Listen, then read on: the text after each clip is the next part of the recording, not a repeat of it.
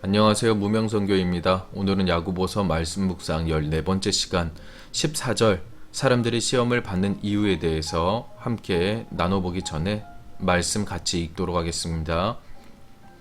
오직 각 사람이 시험을 받는 것은 자기 욕심에 끌려 미혹됨이니. 아멘.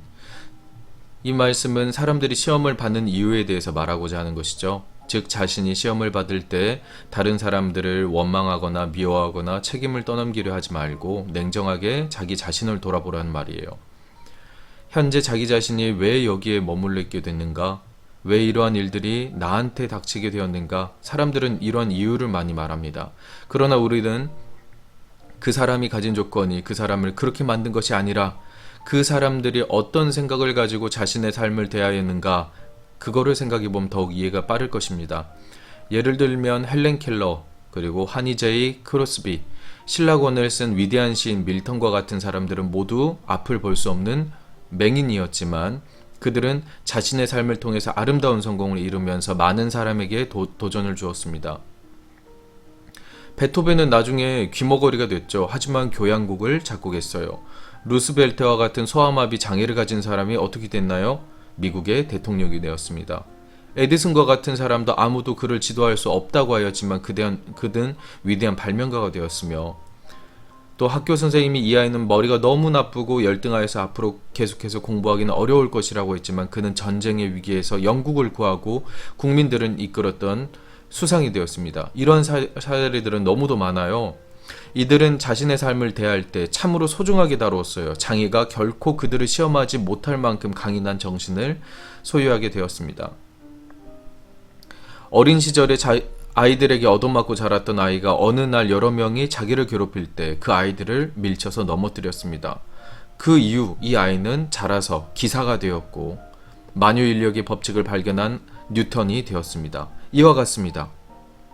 사람에게는 환경이 아니라 위대한 자기선언이 필요한 것입니다. 자기 욕심에 끌려 미혹됨이니.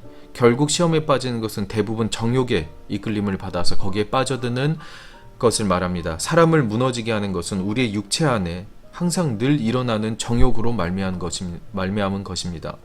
그것을 얼마나 잘 절제하느냐 하는 것이 중요합니다.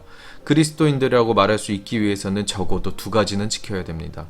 첫 번째는 정직, 그리고 거짓말을 하지 않는 것.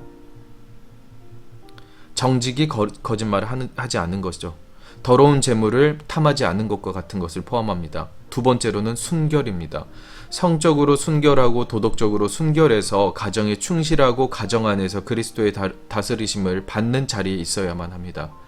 여기에서 벗어나는 것은 모두 미혹에 빠질 우려가 있습니다. 사람이 처음에는 자신의 이성으로 어느 정도는 자신을 통제할 수 있을지는 모르겠지만 한번 욕심과 탐욕과 미혹에 빠지게 되면 거기서 헤어나오기는 정말 어려운 것이 될 수가 있습니다. 항상 우리가 늘 미혹에 빠져 삽니다. 미혹에 빠져 살 수 있는 이러한 미혹들의 사례가 너무도 많아요. 매 순간마다 미혹이 찾아옵니다.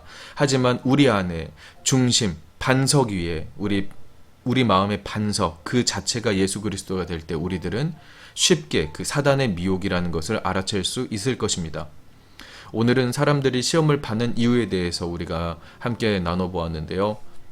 항상 매 순간 우리 마음 가운데 우리 하나님이 계셔서 하나님의 자리를 마련해 두어서 늘 하나님께서 우리의 인생을 주관하여 달라고 기도하는 주님의 신실한 권속들 되시길 주님의 이름으로 축복합니다. 아멘.